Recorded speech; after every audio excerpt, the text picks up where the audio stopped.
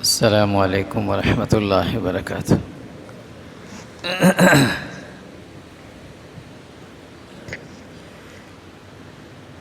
الحمد للہ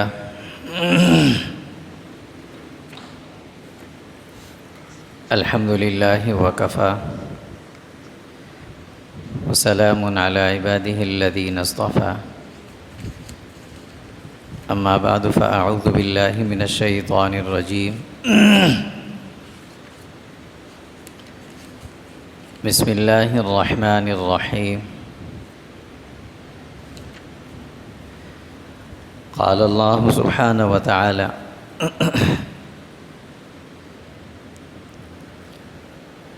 ثم لآتینہم من بین ایدیہم ومن خلفہم وعن ایمانہم وعن شمائلہم ولا تجد اکثرہم شاکرین۔ صدق اللہ مولانا العظیم۔ اللہم صل علی جسد محمد فی الاجساد، اللہم صل علی روح محمد فی الارواح، اللہم صل علی روضۃ محمد فی القبور، اللہم صل علی بلد محمد فی البلاد، وعلی آلہ وصحبہ وسلم تسلیما کثیرا کثیرا۔ اللہم انفعنا بما علمتنا وعلمنا ما ينفعنا وزدنا علما، سبحانک لا علم لنا الا ما علمتنا انک انت العلیم الحکیم۔ اللہم رب اشرح لی صدری ویسر لی امری واحلل عقدۃ من لسانی یفقہوا قولی۔ ثم لآتینہم من بین ایدیہم، اور پھر میں ضرور حملہ کروں گا ان پر ان کے سامنے سے، ومن خلفہم، اور ان کے پیچھے سے، وعن ایمانہم، اور ان کے دائیں جانب سے، وعن شمائلہم، اور ان کی بائیں جانب سے، ولا تجد اکثرہم شاکرین، اور آپ ان میں سے اکثر کو نہیں پائیں گے شکر ادا کرنے والے۔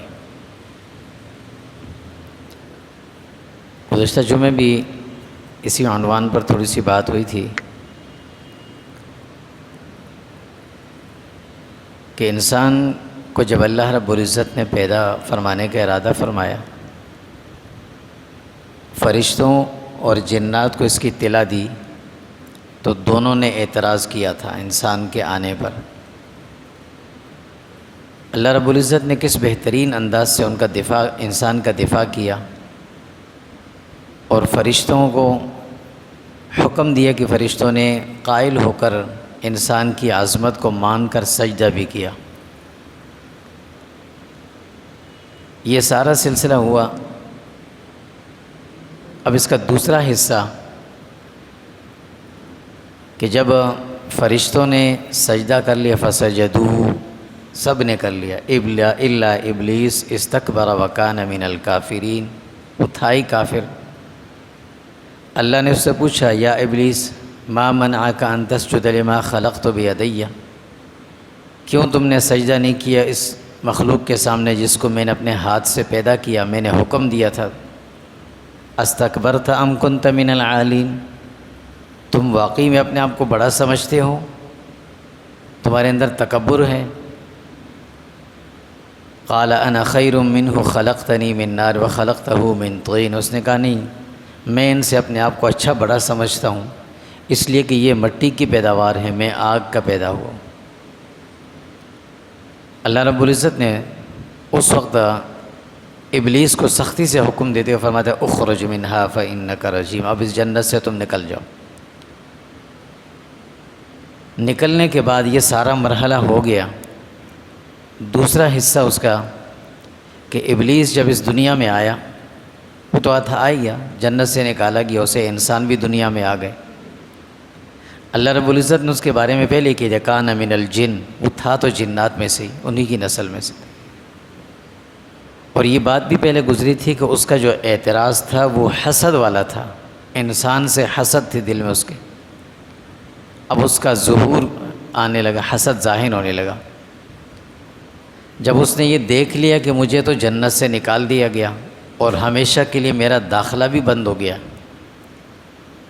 تو بجائے اس کے کہ وہ نادم ہوتا، شرمندہ ہوتا، معافی مانگتا، اس نے دوسرا راستہ اپنانا شروع کر دیا۔ اللہ سے کہا، پہلا سوال اللہ سے یہ کیا کہ مجھے عمر کی درازی عطا فرما۔ قال رب فانظرنی الی یوم یبعثون، اے اللہ مجھے لمبی عمر چاہیے، لمبی عمر۔ علماء نے لکھا ہے کہ شیطان جو تھا نا، یہ بہت بڑا عارف تھا، اسے معلوم تھا، اس بات کا علم تھا کہ اللہ رب العزت اس وقت اگرچہ سخت جلال میں ہے، لیکن اس کے باوجود دعا رد نہیں کرتے، کسی کی دعا ضرور قبول کرتے ہیں۔ اس لیے مسلمان کو خاص طور پر اللہ کی رحمت سے نا امیدی کا اظہار کرنا ہی نہیں چاہیے، ہونا ہی نہیں چاہیے۔ اس نے اللہ سے کہا رب انظرنی الی یوم یبعثون، اے اللہ مجھے ذرا عمر زیادہ چاہیے۔ کب تک؟ کہا قیامت جب آئے گی نا اس وقت تک مجھے عمر چاہیے، لمبی عمر عطا فرما۔ اللہ رب العزت نے اس کی دعا قبول تو فرمائی، لیکن تھوڑا سا اس میں رد و بدل ہوا۔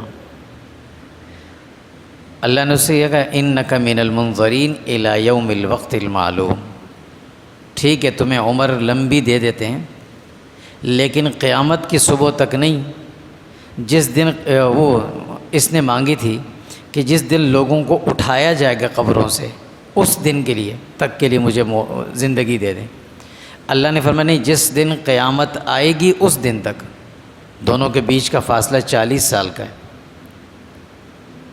جس دن قیامت آئے گی ساری دنیا کی مخلوق ختم ہو جائے گی، تم بھی ساتھ ختم ہو جاؤ گے۔ اس نے کہا تھا مجھے اس وقت تک عمر چاہیے جب دوبارہ اٹھایا جائے گا سب کو، اس وقت تک چاہیے۔ یہ کیوں کہا تھا؟ اس میں بھی ایک بہت بڑی حکمت تھی، ایک بڑی بات چھپی ہوئی تھی۔ وہ کیا تھی؟ یہ اپنے آپ کو موت کی سختی سے بچانا چاہتا تھا۔ جب روح قبض ہوتی ہے اس وقت جو شدت سے تکلیف انسان کو ہوتی ہے نا، اس تکلیف سے اپنے آپ کو یہ بچانا چاہتا تھا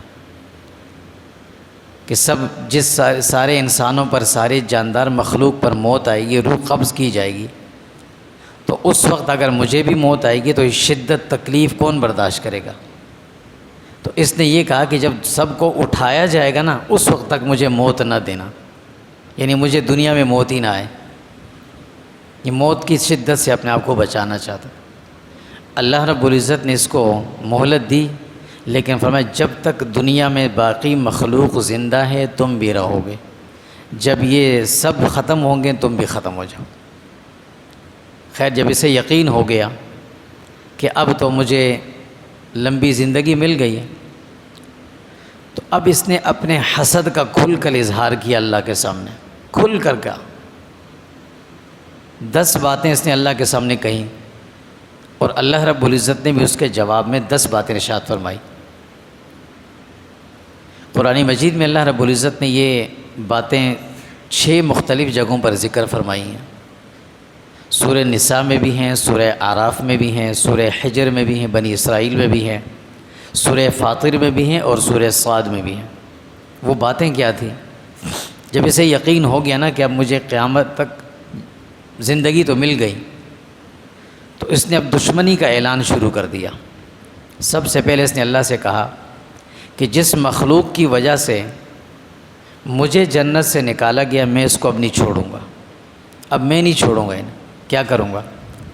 کہا سب سے پہلی بات کہ میں انہی لوگوں میں سے اپنی ایک جماعت بناؤں گا، ان انسانوں میں سے ایک جماعت اپنے لیے بناؤں گا جو ان کو گمراہ کرے گی، یعنی انہی لوگوں میں سے، ان کی وجہ سے مجھے نکالا گیا نا، تو ان میں سے میں اپنی ایک جماعت بھی بناؤں گا جو میری مان کے چلے گی۔ دوسری بات کہا کہ میں ان کے عقائد پر حملہ کروں گا، ان کے عقیدوں کو بگاڑ کے چھوڑ دوں گا، بدعقیدہ بنا دوں گا ان کو، مشرک بدعتی بنا دوں گا ان کو، ایسے کروں گا ان کے ساتھ، اور ان کو جھوٹی اور غلط امیدیں دلاتا رہوں گا۔ تیسری بات کہا کہ میں ان کے خیالات پر، ان کے اذہان پر غالب آؤں گا، ان کے خیالات کو بگاڑ دوں گا میں، ان کی سوچ کو بگاڑوں گا میں، یہ غلط سوچتے رہیں گے، ہمیشہ منفی سوچتے رہیں گے، ایسے ان پہ حملہ آور ہوں گا میں۔ چوتھی بات، میں ان کو برے کاموں کی تعلیم دیتا رہوں گا، غلط غلط کام ان سے کراتا رہوں گا، سارے دنیا کے جو غلط کام ہوں گے وہ ان سے میں کرواتا رہوں گا۔ پانچویں بات کہ میں ان کو بدعات پر لگا دوں گا، سنتیں ساری ایک طرف جائیں گی، فرائض ایک طرف چھوڑ دیں گے، ان کو میں بدعات پہ لگا دوں گا، یہ بدعات کرتے رہیں گے۔ چھٹی بات، یہ جب بھی کسی سیدھی راہ پہ چلیں گے میں راستے میں رکاوٹ بنوں گا، ان کو جانے نہیں دوں گا، چلنے نہیں دوں گا سیدھے راستے پر، آگے پیچھے دائیں بائیں سے ان پر حملہ کروں گا اور ان کو گمراہ کر کے چھوڑوں گا۔ ساتویں بات کہا کہ میں جب ان پر حملہ کروں گا تو میں ان پہ چاروں طرف سے حملہ کروں گا، آگے سے بھی حملہ کروں گا، پیچھے سے بھی حملہ کروں گا، دائیں سے بھی حملہ کروں گا، بائیں سے بھی، یعنی پوری طرح میں ان کو اپنے حملوں میں گھیر لوں گا، یہ مجھ سے بچ نہیں سکیں گے۔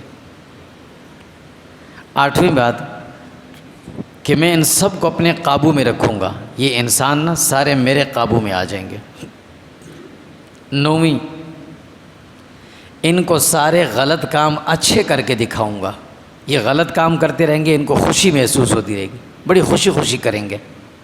اللہ قرآن مجید میں 2 جگہ فرماتے ہیں وَزَيَّنَ لَهُمُ الشَّيْطَانُ أَعْمَالَهُمْ، جب انسان غلط کاموں میں لگ جاتا ہے، گناہوں میں، اور اسے افسوس بھی نہیں ہوتا، اسے کوئی شرمندگی بھی نہیں ہوتی، تو اللہ کہتے ہیں کہ اس کو یہ برے کام اچھے لگ رہے ہیں، یہ شیطان کر کے دکھا رہا ہے ان کو۔ شیطان نے کہا تھا کہ میں ان کو سارے غلط کام اچھے کر کے دکھاؤں گا، یہ کرتے رہیں گے۔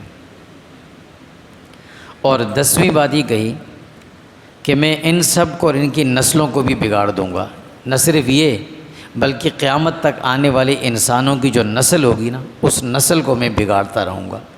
یہ 10 باتیں شیطان نے، ابلیس نے اس وقت کہی تھی جب اسے اللہ نے جنت سے نکالا تھا، دھتکار کر نکالا تھا، اخرج منہا فإنک رجیم، اس لیے کہ اس نے شیطان نے اللہ رب العزت کی اس مخلوق جس کو انسان کہا جاتا ہے اس کی توہین کی تھی، اللہ نے اس پر اسے نکالا۔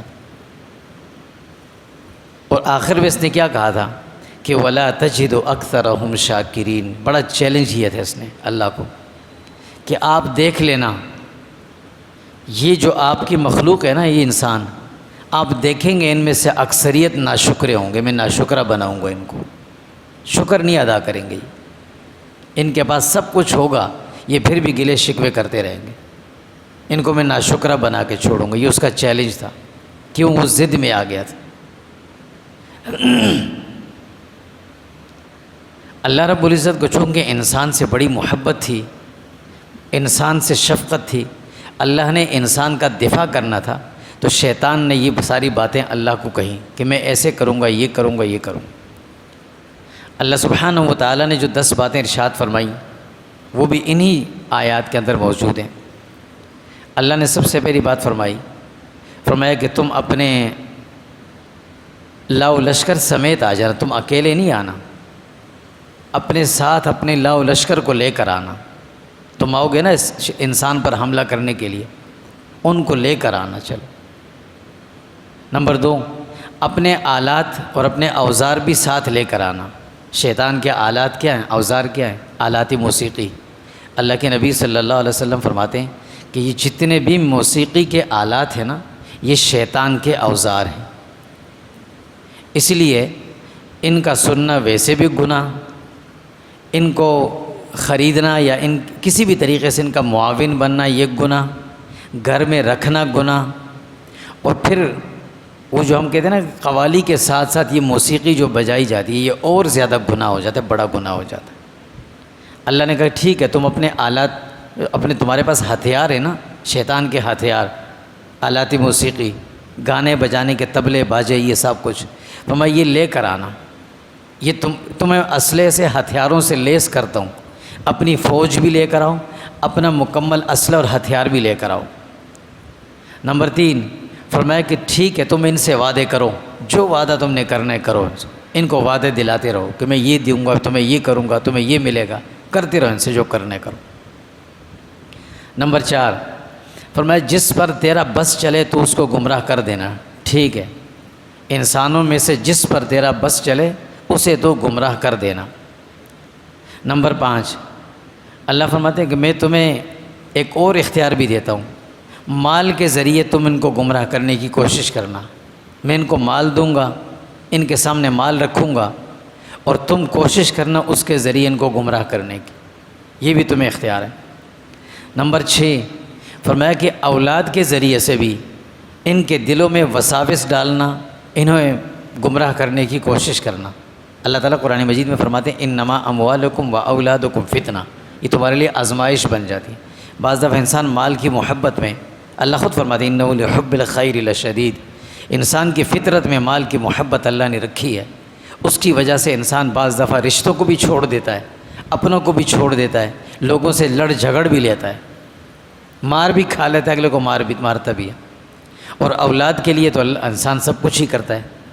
اللہ کے نبی صلی اللہ علیہ وسلم فرماتے ہیں مبخلۃ و مجبنۃ، یہ اولاد جو ہے نا یہ انسان کو بخیل بھی بنا دیتی ہے، بزدل بھی بنا دیتی ہے۔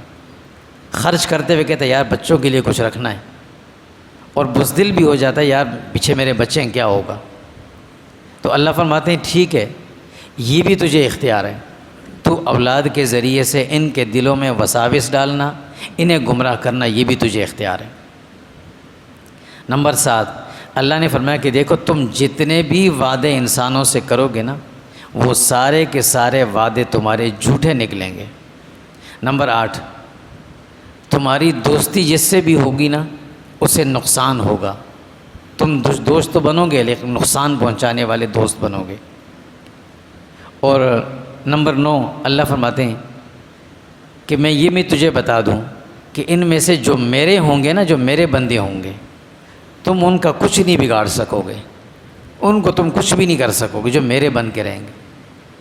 اور 10ویں بات اللہ نے فرمائی، جیسے شیطان نے چیلنج کیا نا کہ وَلَا تَجِدُ أَكْثَرَهُمْ شَاكِرِينَ، ہوتا ہے نا کسی کو، انسان کو جب کسی سے محبت ہوتی ہے دوسرے کو ڈانٹتا ہے نا تو اس غصے سے کہے گا دیکھ لیں گے میں یہ کیا کرتا ہے تمہارے لیے، یہ کتنا کام کرتا ہے، مجھے نوکری سے ہٹا کر اس کو رکھا ہے نا، دیکھ لیتا ہوں یہ کتنا کر کے دے گا۔ شیطان نے کہا تھا میں دیکھتا ہوں یہ کتنا تیرا شکر ادا کریں گے۔ وَلَا تَجِدُ أَكْثَرَهُمْ شَاكِرِينَ، آپ دیکھیں گے کہ ان میں اکثر ناشکرے ہوں گے۔ اللہ نے بھی ویسے سخت جواب دیا 10واں، فرمایا لَأَمْلَأَنَّ جَهَنَّمَ مِنْكَ وَمِمَّنْ تَبِعَكَ مِنْهُمْ أَجْمَعِينَ، ان میں سے جو تیری مان کے چلے گا نا میں تم سب کو پکڑ کر جہنم میں ڈال دوں گا، مجھے کوئی پرواہ نہیں اس کی۔ یہ 10 باتیں اللہ رب العزت نے شیطان کی ان 10 باتوں کے جواب میں انسان کے دفاع میں کہی تھی، انسان کا مخلوق، اس اشرف مخلوق کے دفاع میں۔ اب شیطان اپنے کام میں لگ گیا، انسان اپنے کاموں میں لگا ہوا ہے۔ اللہ رب العزت انسان کے لیے وقتاً فوقتاً ہدایت کے راستے بنا رہے ہیں، کبھی نبیوں کو بھیجتے ہیں، کبھی کتابیں آتی ہیں، کبھی نبیوں کے نائبین آتے ہیں، وہ سمجھاتے رہتے ہیں۔ اللہ نے اپنے بندوں کے نام اعلان فرمائے، 2 اعلان بڑے خاص فرمائے۔ قرآن مجید میں 2 اعلان اللہ نے خاص فرمائے۔ پہلا اعلان بڑی شفقت اور محبت کے ساتھ، پہلا اعلان سورہ فاطر میں، دوسرا اعلان سورہ زخرف میں کیا۔ اللہ سورہ فاطر میں کیا فرماتے ہیں اپنے بندوں سے، یا ایھا الناس، اے لوگو۔ یہ اس وقت، اب جب یہ سارا معاملہ ہو گیا، انسان دنیا میں آ گیا، تو اللہ رب العزت نے اب ان کے نام پیغام بھیجا، انسانوں کے نام، یا ایھا الناس، اے لوگو۔ یہاں یہ نہیں کہا یا ایھا الذین آمنوا، یہ نہیں کہا، کیونکہ شیطان نے یہ نہیں کہا تھا کہ میں مسلمان کا دشمن بنوں گا، اس نے کہا تھا میں انسان کا دشمن بنوں گا، انہی انسانوں میں سے کچھ کافر بنا دوں گا، کچھ مشرک بنا دوں گا، کچھ بدعتی بنا دوں گا، کچھ کو گناہگار فاسق فاجر بنا دوں گا۔ تو اللہ نے سارے انسانوں کے نام شفقت بھرا ایک تنبیہی پیغام بھیجا، فرمایا یا ایھا الناس، اے لوگو، ان وعد اللہ حق، یہ سمجھ لینا اللہ نے تم سے جنت کا وعدہ کیا ہے۔ وعد اللہ الذین آمنوا منکم وعملوا الصالحات، اللہ رب العزت کا وعدہ سورہ نور میں اللہ فرماتے ہیں تم سے وعدہ ہے نیکوں سے، فرمائے اللہ کا وعدہ تم سے جنت کا ہے، فرمائے حق، وہ سچا وعدہ یاد رکھنا۔ فلا تغرنکم الحیات الدنیا، ایک تو تمہیں دنیا کی زندگی دھوکے میں نہ ڈال دے کہیں، یہ سمجھ لینا۔ دوسرا ولا یغرنکم باللہ الغرور، اور یہ دھوکے باز تمہیں کہیں دھوکے میں نہ ڈال دے۔ دھوکے باز کون تھا؟ شیطان، اس نے یہ ساری باتیں کی تھی نا، تو اللہ نے اب پیغام بھیجا ہے۔ اس طرح کا معاملہ اللہ رب دنیا میں کوئی نہیں کر سکتا جس طرح اللہ نے انسانوں کے ساتھ کیا کہ شیطان کی 10 باتوں کا جواب بھی دیا، پھر اللہ نے اپنے بندوں کو بچاؤ کے لیے ان کے پاس پیغام بھی بھیجا۔ فرمایا کہ ایک تو دنیا کی زندگی تمہیں دھوکے میں نہ ڈالے، اس میں پڑھ کے اپنی آخرت کو بھولنا نہیں۔ دوسرا ولا یغرنکم باللہ الغرور، یہ دھوکے باز شیطان جو ہے نا، یہ تمہیں کہیں دھوکے میں نہ ڈال دے، تمہیں غلط راستے پہ نہ ڈال دے، اس سے بھی بچنا۔ پھر اگلی بات فرمایا ان الشیطان لکم عدو، یہ جو شیطان ہے یہ تمہارا دشمن ہے، فاتخذوہ عدوا، اس کو دشمن کی نظر سے دیکھنا۔ انسان اس وقت ہمیشہ نقصان اٹھاتا ہے جب دشمن کو دشمن کی نظر سے نہیں دیکھتا تو نقصان اٹھاتا ہے، اور جب دشمن کو دوست سمجھ لیتا ہے تو اس طرف صرف اپنا نقصان نہیں کرتا، اپنی قوم اور اپنے ملک کو بھی تباہ کر دیتا ہے۔ پھر جنگل میں انسان جاتا ہے نا تو ڈر رہا ہوتا ہے کہ سانپ نہ کاٹ لے، کوئی بچھو نہ کاٹ لے، کوئی درندہ حملہ نہ اور نہ ہو جائے، ڈرتا ہے، اندھیرے میں ڈرتا ہے، سمندر کے پاس جا رہا ہے ڈر رہا ہے کہیں بھی پاؤں پھسل نہ جائے کیونکہ دشمن۔ اسی طرح دنیا میں بھی اللہ نے مسلمان کے دشمن رکھے ہوئے ہیں، ان دشمنوں کو دشمنی کی نگاہ سے دیکھیں گے نا تو نقصان سے بچیں گے۔ بھئی یہ دشمن ہے، جو بھی کرے اس سے اپنے آپ کو بچا کے رکھنا۔ اور اگر دشمن کو دوست بنا لیا تو پھر نہ صرف اپنا نقصان بلکہ اپنا ملک اور اپنی قوم کو بھی تباہ کر دیتے ہیں لوگ۔ مسلمانوں کی بڑی بڑی مملکتیں، بڑی بڑی حکومتیں تباہ ہو گئیں اسی بنیاد پر کہ دشمن کو دوست سمجھ لیا تھا۔ اللہ فرماتے ہیں ان الشیطان لکم عدو، یہ تمہارا دشمن ہے، فاتخذوہ عدوا، اس کو دشمنی سمجھنا، دشمن کی نظر سے دیکھنا۔ یہ پہلا وعدہ تھا، پہلا اعلان تھا، پیغام تھا انسانیت کے نام۔ دوسرا پیغام انسانیت کے نام اللہ نے بھیجا سورہ زخرف میں، وَمَن يَعْشُ عَن ذِكْرِ الرَّحْمَٰنِ، فرمایا کہ ایک تو یہ، دوسرا ہر وقت اللہ کی یاد کرتے رہنا، عبادت میں بھی لگے رہنا۔ وَمَن يَعْشُ عَن ذِكْرِ الرَّحْمَٰنِ، جس نے اللہ کی یاد سے اپنے آپ کو غفلت میں ڈال دیا، اللہ کی یاد کو چھوڑ دیا، تو نقیض لہ شیطان، یہ شیطان اس کا دوست بن جائے گا۔ اس نے کہا تھا نا کہ میں ان کو دوست بنا کے گمراہ کروں گا، تو اللہ نے خبردار کر دیا، من یعش عن ذکر الرحمن، جس نے اللہ کی یاد کو چھوڑا، نقیض لہ شیطان، تو یہ شیطان اس پر مسلط ہو جائے گا، فہو لہ قرین، یہ اس کا بڑا قریبی دوست بھی بن جائے گا۔ اور جب دوست بنے گا تو یہ فائدہ نہیں پہنچائے گا، دشمن جب دوست کی شکل میں آتا ہے تو نقصان دیتا ہے۔ وہ کیا نقصان دے گا؟ فرمایا وَإِنَّهُمْ لَيَصُدُّونَهُمْ عَنِ السَّبِيلِ، اب یہ تمہیں صراط مستقیم پہ نہیں چلنے دے گا، یہ تمہیں روک دے گا، اس سے روک دے گا اس سے۔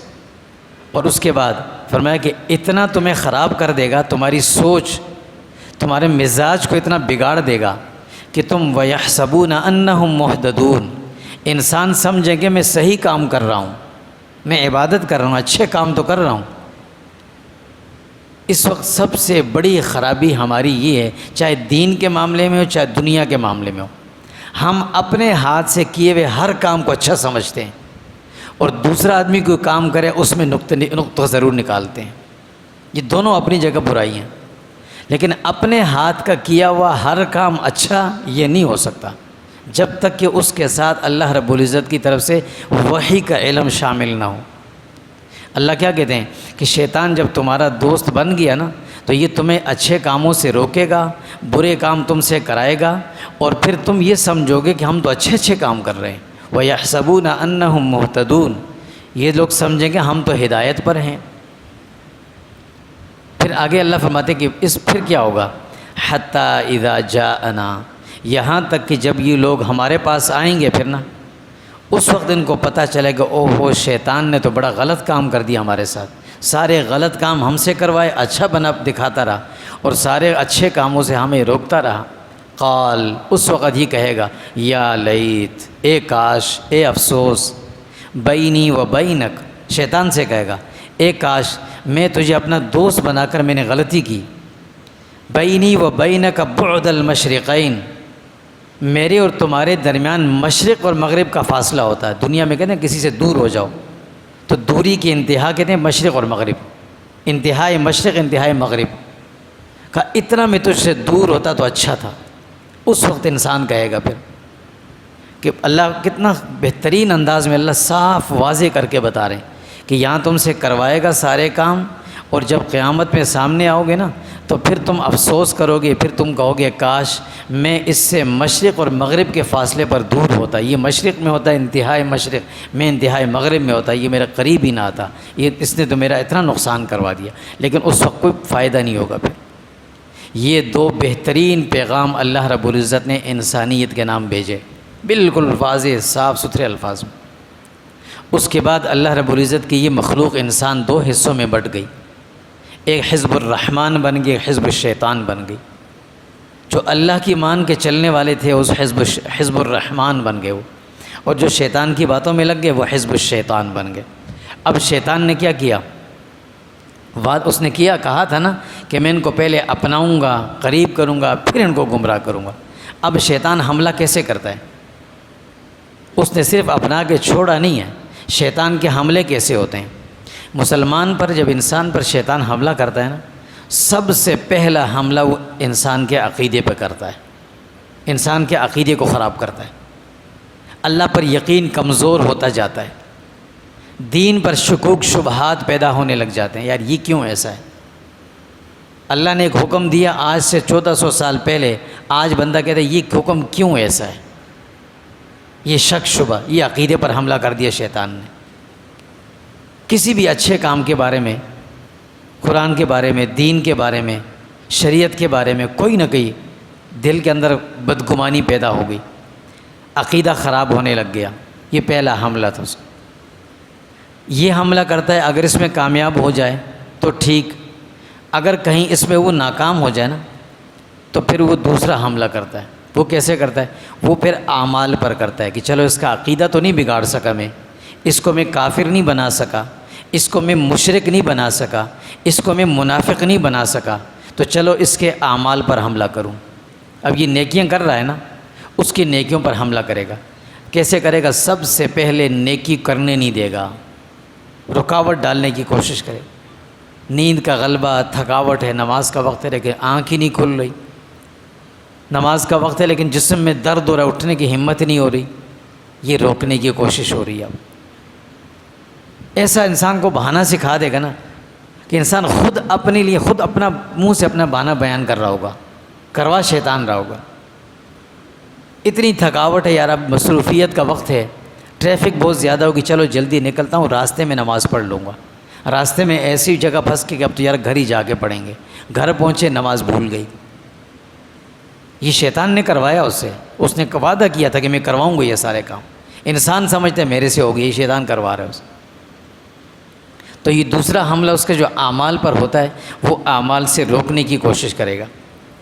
اگر وہ روک نہیں پایا نا، بندے کو نماز سے نہیں روک سکا، روزے سے نہیں روک سکا، حج سے نہیں روک سکا، اس میں کامیاب نہیں ہوا، تو وہ نا امید ہو کے چھوڑتا نہیں ہے۔ انسان یہ کام کرتا ہے، یار کتنا میں نے اس کو چھوڑو، یار دفع کرو، میری بات ہی نہیں مانتا، یہ میں کتنا سمجھاتا ہوں اس کو، یہ میری بات نہیں مانتا، آئندہ میں اس سے بات نہیں کروں گا۔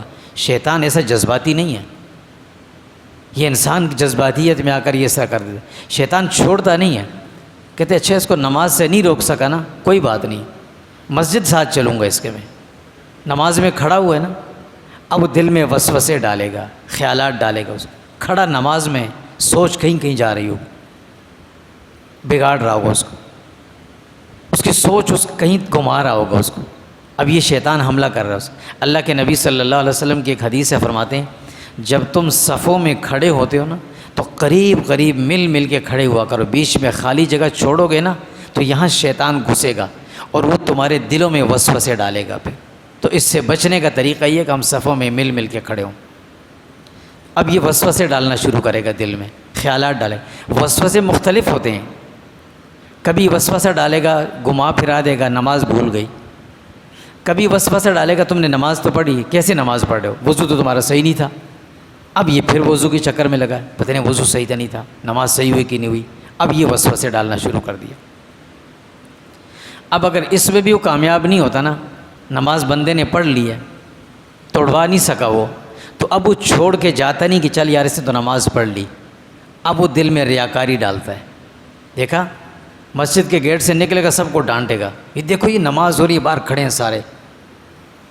اب یہ ڈانٹ نہیں رہا، یہ وہ شیطان اپنے کام کر رہا ہے، دکھانا بتانا لوگوں کو کہ میں نماز پڑھ کے آ رہا ہوں، میں حج کر کے آ رہا ہوں، میں روزے رکھے ہوئے، میرا تو روزہ ہے، تم مجھ سے اس طرح باتیں کرتے ہو، تمہیں شرم نہیں آتی، روزہ رکھا ہوا میں نے. یہ منہ سے کہلوا رہا ہے اس کو. یہ ریاکاری کا نتیجہ کیا ہوتا ہے؟ اللہ کے نبی صلی اللہ علیہ وسلم فرماتے ہیں کہ نیکی کرنے کے بعد اس کا دکھلاوا کرنا نیکی کو ضائع کر دیتا ہے. ختم ہو گئی نیکی. شیطان یہ نہیں کہے گا نماز نہ پڑھو، اس نے پڑھتے ہوئے بھی ساتھ تھا، سب کچھ کر رہا تھا وہ، اب وہ ضائع کروا رہا ہے اس کو. اب اس ریاکاری کے ذریعے اس کی نیکی ضائع ہو گئی. صدقہ کر رہا ہے تو لازمی کسی کو دکھائے گا، کرے گا، دکھا کے کرے گا. زکوٰۃ دینی ہے تو لازماً کسی کو دکھا کر بتا کر دینی ہے تاکہ اس میں ریاکاری کا عنصر آ جائے. اب یہ سارے اعمال اس کے ضائع ہو رہے ہیں، اسے پتہ ہی نہیں. شیطان نے یہی تو کہا تھا میں یہ کروں گا ان کے ساتھ. اس کے بعد کیا ہوا؟ پھر شیطان یہ کرتا ہے کہ وہ آہستہ آہستہ انسان کو غلط جگہوں کی ترغیب دینا شروع کر دیتا ہے. ایسی جگہوں پر جہاں نہیں جانا چاہیے ایک نیک آدمی کو، متقی آدمی، وہاں جانا. یار کیا کریں، بس جانا تو ہے نا، برادری کا مسئلہ ہے. وہاں گانے چل رہے ہوں، مخلوط محفل بھی چل رہی ہو، بے پردگی بھی ہو، نیک آدمی بھی مجبوراً چلا جاتا ہے گھر والوں کی وجہ سے. کہتے کیا ہو گیا، سارے گھر والوں کو ناراض کر دو گے، خاندان کے لوگ ناراض ہو جائیں گے، کیا کر رہے ہو یہ، آپ کو پتہ نہیں ہے قطع تعلق ہی بہت بڑا گناہ. ہاں یار یہ تو گناہ ہے. وہاں جا کے بیٹھ گیا. اب دل نہیں مان رہا، دل نہیں مانتا وہاں بیٹھنے کو، بوجھل سو رہا ہے، اپنے آپ کو اس میں گھٹن محسوس کر رہا ہے، لیکن بیٹھا ہوا. اگلی مرتبہ ذرا تھوڑی سی وہ جو کیفیت ہے نا وہ کم ہو جائے گی، پھر چلا جائے گا. 2 سے 3 مرتبہ 4 مرتبہ، پھر آہستہ آہستہ وہ برائی بھی برائی نظر نہیں آئے گی، پھر برائی میں بھی شریک ہو جائے گا. شیطان اس طرح گمراہ کرتے اس کو. اللہ رب العزت انسان کے نام یہ پیغام بھیج کر یہی سمجھا رہے تھے کہ یہ تمہارے ساتھ اس طرح کرے گا. پھر آہستہ آہستہ کیا ہوتا ہے، آخر کار انسان کو کیا کرتا ہے، یہ شیطان گمراہ کر کے بہکا کر چھوڑ دے گا، غلط راستوں پہ ڈال کر. اللہ رب العزت اس کا بھی ذکر فرماتے ہیں سورہ ابراہیم میں کہ پھر نتیجہ کیا ہوگا. اگر تم اس کے ہاتھوں میں پھنس گئے نا اور اس نے تمہیں گمراہ کر دیا تو یاد رکھنا پھر نتیجہ یہ ہوگا کہ جب قیامت کے دن اللہ کے سامنے پیش ہوں گے نا تو یہ اللہ کے سامنے کیا کہیں گے، انا کننا لکم تبعا فہل انتم مغنون عنا من عذاب اللہ من شیء. ابلیس سے کہیں گے کہ ہم تو تیری مان کر چلتے تھے، تو بھی اشارے کرتا تھا ہم مانتے تھے، آج تو ہم پھنس گئے، کوئی ہماری مدد کر سکتا ہے کہ نہیں کر سکتا، کوئی مدد کر سکتا ہے ہماری. وہ کہے گا جواب میں قالوا لو ہدانا اللہ لہدیناکم، میں خود سیدھا ہوتا تو تمہیں صحیح کرتا نا، میں تو خود بھٹکا ہوا تھا. کھل کے بول دے گا میں سیدھا ہوتا تو تمہیں صحیح راستہ بتاتا. سواء علینا اجزعنا ام صبرنا ما لنا من محیص. وہ کھل کر کے دے گا اب تم یہاں چیخو یا صبر کرو، کوئی فائدہ نہیں، اب پھنس گئے ہو، کوئی فائدہ نہیں ہوگا. پھر کیا کہے گا، وقال الشیطان لما قضی الامر. آگے بھی کیا کہے گا، ان اللہ وعدکم. اللہ نے شروع میں پیغام میں نے سنایا تھا نا، کہا تھا کہ میرا وعدہ تم سے سچا ہے. شیطان کہے گا ان اللہ وعدکم، ایک اللہ نے تم سے وعدہ کیا تھا کہ اچھے کام کرو جنت ملے گی. وعد الحق، وہ تو سچا وعدہ تھا. ووعدتکم، اور ایک میں نے تم سے وعدہ کیا تھا. فاخلفتکم، میں تو تھا وعدہ خلاف، میرا کون سا وعدہ صحیح تھا پورا ہوتا تھا، میں تو اپنے وعدوں کی خلاف ورزی ہی کرتا تھا. وما کان لی علیکم من سلطان، اور میں نے تمہیں کوئی زبردستی پکڑ کے لایا تھا کیا، میں تمہارا بادشاہ تھا کیا، حکمران تھا، میں نے زبردستی تمہیں کھینچ کے لایا تھا کیا. الا ان دعوتکم، میں نے تمہیں آواز دی تمہیں ترغیب دی، تمہیں متوجہ کیا، فاستجبتم لی، تم نے میری بات مان لی، فلا تلومونی، اب مجھے کیوں برا بلا کہتے ہو، ولوموا انفسکم، اپنے آپ کو برا کہو نا، تم کیوں میری بات مانتے تھے، ما انا بمصرخکم وما انتم بمصرخیہ، نہ میں تمہاری مدد کر سکتا ہوں نہ تم میری مدد کر سکتے ہو آج، انی کفرت بما اشرکتمونی من قبل، رہی یہ بات کہ تم جو کہتے ہو کہ میں نے تم سے غلط کام کروائے، میں ان ساری باتوں کا انکار کرتا ہوں، میں نے نہیں کروائے، کہتے ہیں نا غیر پارلیمانی الفاظ واپس لے لیتا ہوں سارے میں نے کچھ نہیں کہا تمہیں، تم سب خود کرتے رہو، اب خود بھگتو، نتیجہ یہ نکلے گا پھر۔ تو اللہ رب العزت نے کس بہترین انداز سے انسان کا دفاع کیا، پھر اس کو سمجھایا، اس کے سامنے ان کے نام پیغام بھیجا، پھر کو نتیجہ بھی سنا دیا۔ اس کے بعد انسان کو چاہیے کہ اب اس شیطان سے بچے اور رحمان کا بندہ بن کر اپنی زندگی گزارے۔ وصلی اللہ تعالیٰ علیہ